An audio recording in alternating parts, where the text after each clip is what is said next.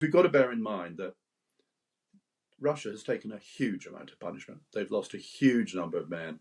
The economy has been badly damaged. They've lost an enormous amount of equipment. So there's a danger of seeing, that Russia sort of in the driver's seat.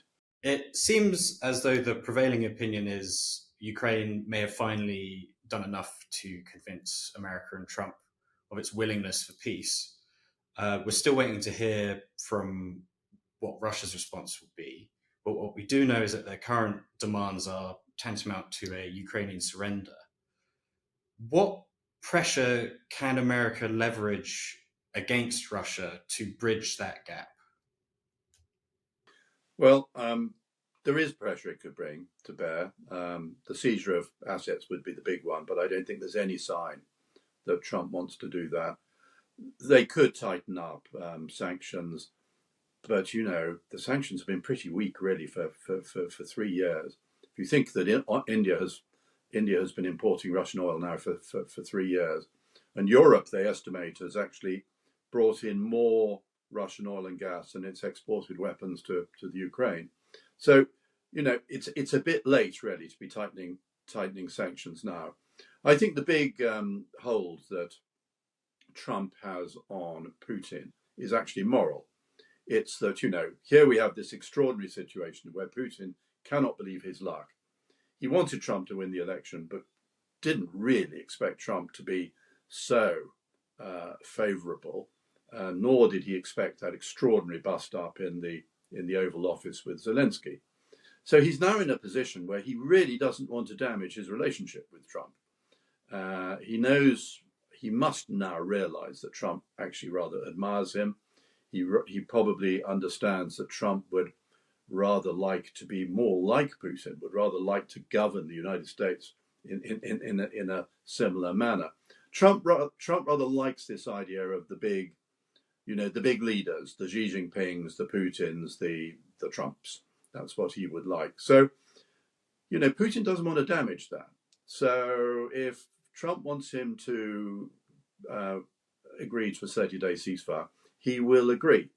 Now the question is, can he play for time at the edges? So, for example, even a delay of 3 or 4 days while he asks for technical questions and more detail on the exact nature of the ceasefire and so forth, he can tell his military commanders to carry on kicking Ukraine out of the Kursk salient, which incidentally, they're doing really rather successfully at the moment. So the Ukrainians are pretty much withdrawing from Kursk. If he could get to Pokrovsk as well in the Donbass, that would be pretty good from his point of view.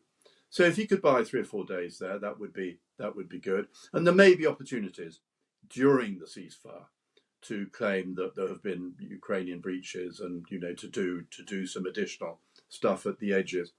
But no, I think that's his big hold. It's the moral help and the wish not to do anything to disrupt what looks like a very useful relationship between Putin and Trump, if you're Putin. You briefly touched on it there, that Putin could maneuver or backtrack or try and paint Ukraine as the unreasonable ones in some negotiations by sort of taking some technical moves. Is that a realistic tactic that would convince anybody on the Western side?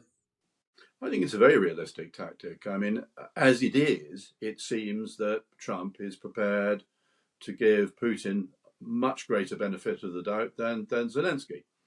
And I mean, it's notable that the progress in Jeddah over the last couple of days was made with Zelensky out of the room, using Andrei Yermak, his chief of staff, Marco Rubio instead of Trump, and Mike Waltz was there. So, the progress was made without either Trump or Zelensky there.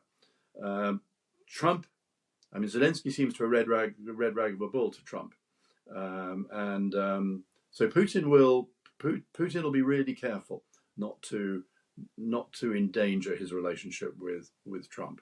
Do you think that Trump may be somewhat overestimating his relationship with Putin as a result? Yeah, I mean, I think he probably does. But to Putin, that doesn't matter. He's got somebody who, so, I mean, even in his wildest dreams, obviously he wanted Trump rather than Biden to win the election. But even in his wildest dreams, he didn't expect what happened in the Oval Office. So he'll be really careful not to disrupt that. So, if some form of peace is agreed, obviously without US security backing, could the EU's militarization provide a sufficient backstop? Or at the very least, with Europe's support, could Ukraine bolster its defenses enough to deter Russian invasion should they break any peace in 3 years or so? So this, I think, is the really important question. So I don't believe for a moment that Putin will agree to NATO countries policing the ceasefire line. I mean, if you imagine, that's exactly what Putin wanted at the beginning, was to get NATO out of Ukraine. So to invite NATO, British troops and French troops into Ukraine, from his point of view, would be crazy. And I suspect he will win that argument with Trump. So what Putin really wants is he wants a sort of UN type force of, I don't know, Irish, Bolivians, Zimbabweans, Thais, global South, partly global South peacekeepers, who will come in as they've come in many hotspots around the world and often done quite a good job, but cannot be relied upon to fight if there is an incursion. That's what he'll want. That's not what I think the West should agree to. The West, the best people to police the ceasefire line in Ukraine is a reinforced Ukrainian army. So the Ukrainians, with additional European, if the Americans aren't prepared to supply it, weaponry. So that's what you really need, is the Ukrainian army. So then you're left with the question, well, what happens if Putin, in 3 years' time, when he's recovered, kicks off again and starts invading Ukraine? And that is where a backstop has got to be provided. Now, in an ideal world, it would be a United States backstop. But there are two questions about that. Firstly, the US have made very clear they're not going to provide it. And secondly, I think we would need to think very, very carefully about whether we trust it now. Would we really trust the United States if they said, yeah, don't worry, we'll come in extremis? So this is, I think, where Europe, not the EU incidentally, I think where Europe needs to provide a backstop. And I think in the real world, that's got to be Britain and France and possibly Poland, and other willing nations who would be willing to send fighter bombers into action against Russian forces if there was an incursion. Now, that would be really serious stuff, really, really serious stuff. And of course, you could absolutely expect Putin to make sort of plausible incursions, 5 miles, claiming that he was correcting some, anomaly on the ground. And then you're in that position of well, surely we're not going to go to war with Russia, over a small incursion. Do you see what I mean? So you bring those sort of imponderables to bear. So this question of a backstop is a massive, massive problem. And I've not seen anybody solve it yet. It wasn't solved with the Budapest Memorandum. It wasn't solved in Minsk I. It wasn't solved in Minsk II. And none of the suggestions I've seen in the last 2 weeks come close. There's been some suggestion, anyway, from the Trump administration that American civilian mining companies would offer a sufficient security backing. But would that mean that in the event of any injuries or attacks or accidental deaths or intentional deaths or killings, rather, would America then be saying they're wouldn't say invade, but are going to really back Ukraine? Or something that has just struck me is, could US private military companies play a role in bolstering Ukraine's peacekeeping forces?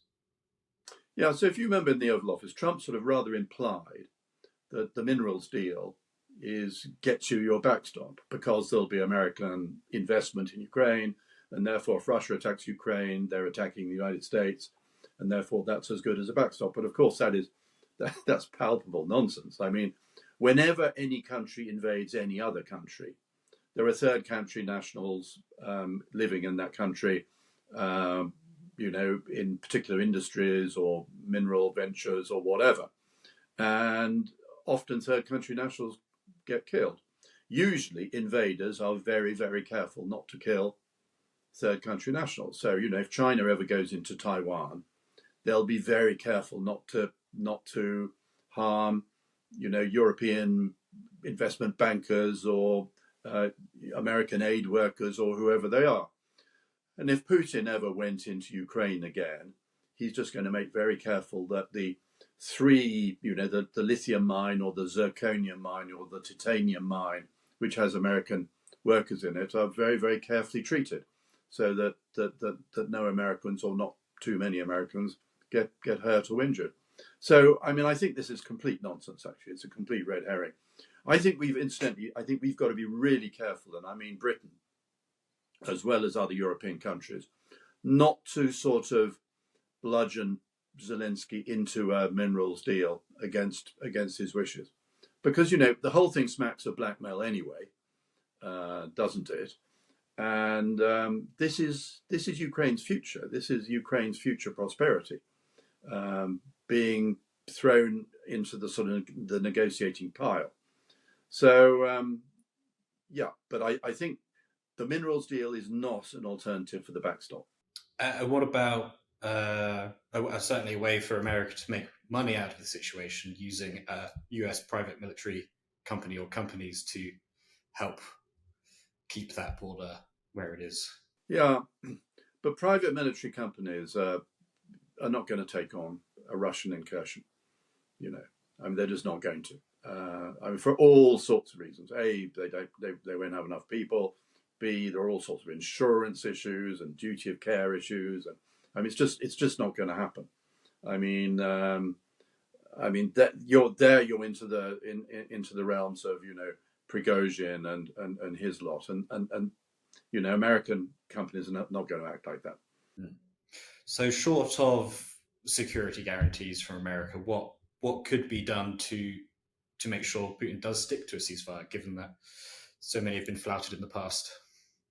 In the end, this is what the whole thing is about, and nothing in the last 24 hours has changed it. So all this optimism really needs to be calmed down, because the whole thing is about security guarantees.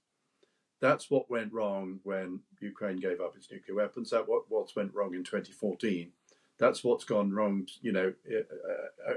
over recent weeks. That's why there was the blow up in the Oval Office, because Zelensky, in front of these cameras, kept on coming back to the question of the backstop, the security guarantees. And the only security guarantee worth anything is NATO membership.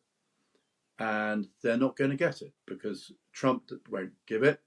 The Hungarians won't, the Slovaks won't, the Austrians won't. Probably, actually, even the Germans are not that keen, although Friedrich Merz might be different. Meloni was talking about, Giorgia Meloni, the Italian Prime Minister, was saying, why don't we give Article 5 guarantee but not admit them into NATO? Well, that's the worst of all possible options, because that undermines the whole idea of Article 5. Article 5 is one of these things. It's a deterrent, really. No one knows really whether it would work. If Putin attacked Estonia, would NATO go to war with Russia? We don't know, but as long as Putin's got enough doubt in his mind, then Article 5 works. But if you give Ukraine Article 5 without giving it NATO membership, no one's going to believe that. So recently there was a statement from a Russian senator on Telegram stating that any agreement would have to be on Russian terms, not American terms. And he went on to say that Putin would outright refuse the current terms because of Russia's strong position and their gaining ground, like you said, in Kursk. So if Russia is not willing to come to the negotiation table in a meaningful way, will Trump have to apply the same level of pressure to Russia that he has to Ukraine? And in that sense, has Trump backed America into a corner where it will have to support Ukraine potentially even more? Yeah, I mean, you point to a really, really interesting and dangerous point, this, which is that, I mean, I've hitherto said that I think Putin will really, really try and maintain his relationship with Trump and therefore will go along with him. But there does come a point where Putin may think that his best interests are in carrying on the military campaign, because he may think that Ukraine's on the point of crumbling. You know, it's short of new recruits. It's on the back foot at the moment. And if he can persuade, in his own mind, if he can persuade Trump that Zelensky is still being unreasonable, he thinks it's conceivable that Trump might walk away. And that actually for Europe is the worst case scenario, in which Russia starts to make progress across Ukraine. Just imagine if it takes Odessa, Mykolaiv, starts to move towards Moldova and Transnistria, and in the north towards Kyiv. Then what does Europe do if Trump has walked away? So it is important that we keep Trump in the game, keep Trump, interested. It would be a big call for him to say, "Right, I'm walking away from this," and it would be a big call for Putin to endanger his newfound relationship with Trump for that. And of course, we've got to bear in mind that Russia has taken a huge amount of punishment. They've lost a huge number of men. The economy has been badly damaged. They've lost an enormous amount of equipment.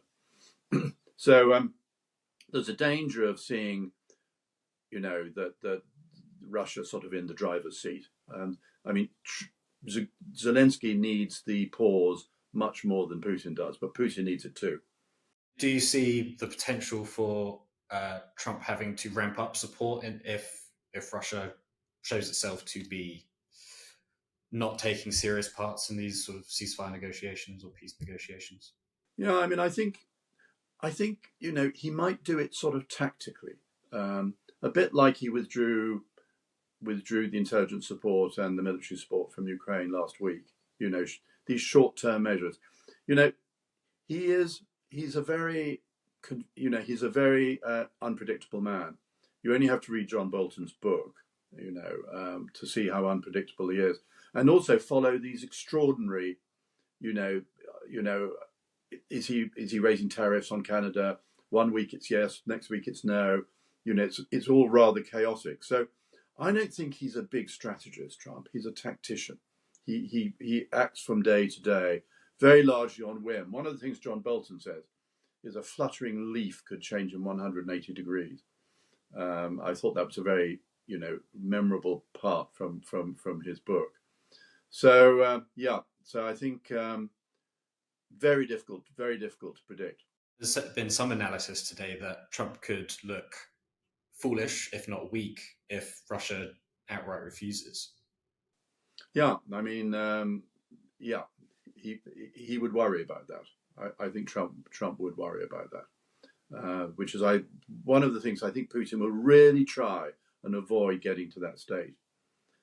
Putin's been going for over 20 years. He's not a strategist, but he's a deft tactical operator. I mean, Ukraine obviously has been a catastrophic mistake on his part. But apart from that, he will sort of find operational space for himself. But what he does not want to do is endanger this extraordinary opportunity which has opened up in the White House since Trump's election.